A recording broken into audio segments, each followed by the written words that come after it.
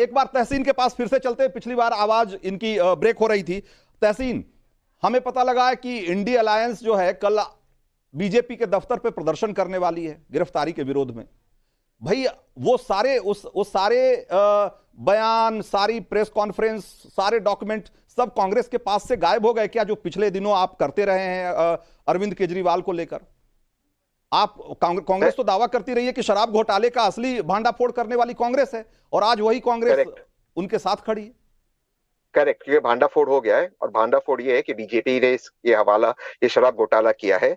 जिस व्यक्ति ने बीजेपी को चंदा दिया उसके स्टेटमेंट पे अरविंद केजरीवाल को छोड़ दिया। दूसरा स्टेटमेंट जिन्होंने दिया, पकड़ा गया, दूसरा स्टेटमेंट जिन्होंने दिया है उसके पिताजी को अरेस्ट किया गया। उसके बाद उसके पीठ में दर्द होते, पीठ में दर्द होने के बाद बेल मिल जाता है। ये तो मैंने पहली बार अपनी जिंदगी में सुना हो। हमने देखा गौतम नवलखा के साथ क्या हुआ, हमने देखा फादर स्टैन के साथ क्या हो गया।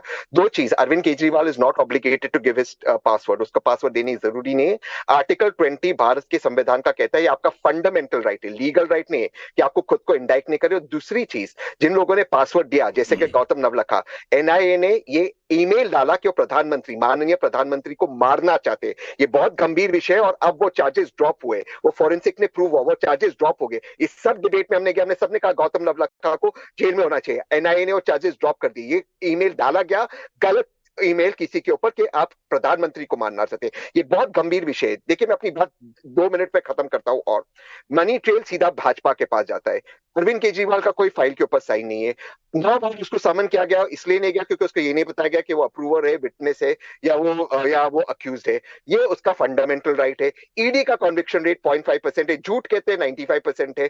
डीके शिव कुमार का जो केस अब खारिज हुआ, 1 साल उसको जेल में रहना पड़ा। उसके पहले कितने केसेस जो 12 या 8 या 9 केसेस में बेल मिले, सबको 1-1 साल जेल में रहना पड़ा। The process is the punishment. आपको बेल मिलता नहीं, आप फैक्ट्स ऑफ द केस में जाते नहीं। ईडी आके कह देता 300 करोड़ मिला, 200 करोड़ मिला, कॉन्विक्शन होता नहीं। कब तक एक आदमी जेल में रहेगा? और अगर यही बात रहेगी और यही होगा, एक मुख्यमंत्री को चुनाव के पहले उठाना, ये इतना गंभीर विषय है, आप इसको किसी भी तरीके से जस्टिफाई नहीं कर सकते। किसी भी साइड में आए लोग कितनी मेहनत करके अरविंद केजरीवाल की इतनी खूबियां निकाल कर लाए हैं आप। मैं हैरान हूं कि एक दौर था कि कांग्रेस के लोग प्रेस कॉन्फ्रेंस करते नहीं थकते थे साहब। इतने दस्तावेज, इतने सबूत लेकर आते थे, जितना तो ईडी के पास उस जमाने में नहीं हुआ करता था। इतने सबूत लेकर आप आया करते थे। मैं हैरान हूं कि वही कांग्रेस, एक गठबंधन क्या करा सकता है। 3 सीटों का मसला किस हद तक, जरा ममता काले के पास एक बार जरा चलते हैं। जरा आप जल्दी कमेंट्स करिएगा क्योंकि अब समय कम है थोड़ा। हाँ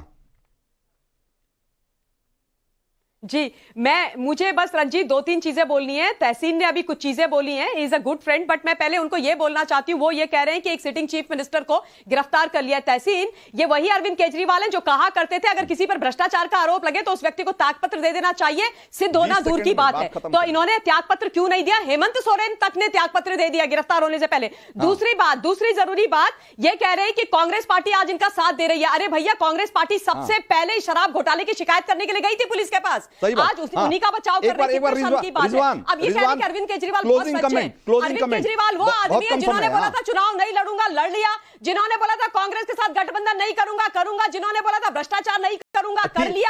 जिन्होंने बोला था बच्चों की कसम खाता हूं, गाड़ी बंगला नहीं लूंगा, ले लिया। तो अरविंद केजरीवाल शुरू से लेकर कर दीजिए, बस एक क्लोजिंग कमेंट चाहिए। हाँ, क्लियर कट हो गया कि बीजेपी के पास मनी ट्रेल आई है, तो अरेस्टेड नाउ।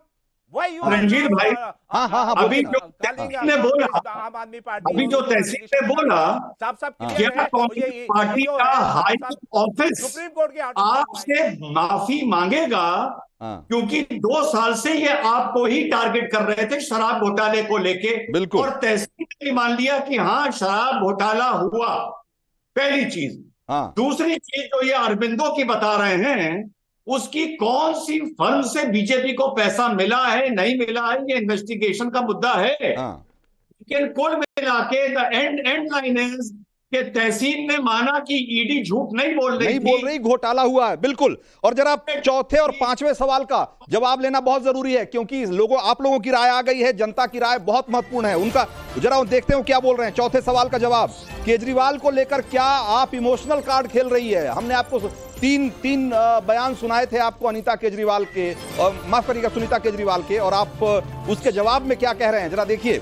लोग कह रहे हैं कि हां सहानुभूति बटोरने की कोशिश हो रही है, 87% लोग मानते हैं और 11% लोग मानते हैं कि सब ये चुनावी स्टंट है, इसलिए इस तरह का माहौल बनाया जा रहा है और ये सिर्फ परेशान करने के लिए केजरीवाल को ये सब किया जा रहा है, ऐसा मानने वाले लोग सिर्फ 2% हैं। 5वें सवाल का भी एक बार जल्दी से नतीजा दिखा दीजिए, क्या कह रहे हैं लोग। आपको ईडी मिटाना चाहती है, केजरीवाल के इस आरोप को आप कैसे देखते हैं? लोग क्या कह रहे हैं? 24% लोग कहते हैं कि केजरीवाल कुछ भी बोल रहे हैं, फंसे तो ईडी पर आरोप लगा रहे हैं, ऐसा मानने वाले लोग 73% हैं और सिर्फ 2% लोग हैं जो ये मानते हैं कि उनका आरोप कुछ हद तक सही है, पूरा सही नहीं, कुछ हद तक सही मानने वाले भी सिर्फ 2% हैं।